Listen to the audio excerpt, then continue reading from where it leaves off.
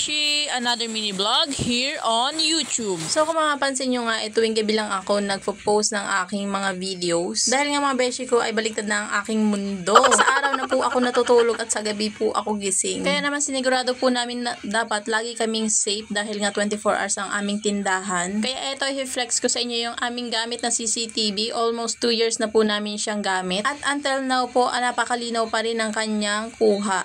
Ang brand po ng aming CCTV ay Tapo C200. Nandito lang po namin sa Shopee nabili. At wala pang 2,000 yan mga beshi ko ha. 1,000 plus lang po namin siya nabili. Pero sobrang okay na okay talaga yung quality niya. Nakakonect lang siya sa wifi at syempre ang gamit naming monitor dyan ay ang aming mga sariling cellphone lang. So pwede mong iikot yung camera niyan kung gugustuhin mo yung automatic na sumusunod sa tao. Pwedeng pwede. At anytime pwede mong makausap yung tao sa CCTV kung gugustuhin nyo po. Pwedeng pwede po yun. Camera 360 na rin siya at malaki na rin ang coverage ng kanyang camera. Sobrang linaw talaga ng camera niya. Kaya nga simula nung nagkaroon kami ng CCTV wala na pong magtangka manloko dito sa aming tindahan. Marami po kasi manloloko dito sa tindahan namin. Kesyo kulang yung sukle, kesyo ganito yung pera nila. Tapos may magka-cash out yun pala, nakuha na nila. Kaya naman simula nagka-CCTV nga kami, dumalang na rin yung mga nangyayari na ganun. So malaking bagay talaga kapag meron kang CCTV sa tindahan mo. Bali ang CCTV nga namin ay dalawa, isa dito sa loob at isa rin sa labas. Kaya naman kahit wala kami sa bahay at malayo kami, nakikita pa rin namin kung may mga tao nga lumalapit sa tindahan namin. At isa pa, uso rin pala nakawan dito ng motor sa lugar namin, kaya naman kampante na rin kami na mayroon kami CCTV sa labas. So sa mga gustong umorder, ilalagay ko na lang po yung link sa comment section. Pwede rin po pala kayong mag-avail ng memory card kung wala po kayong extra memory card kasi kailangan siya mayroong memory card para mare-record po yung mga video niya araw-araw.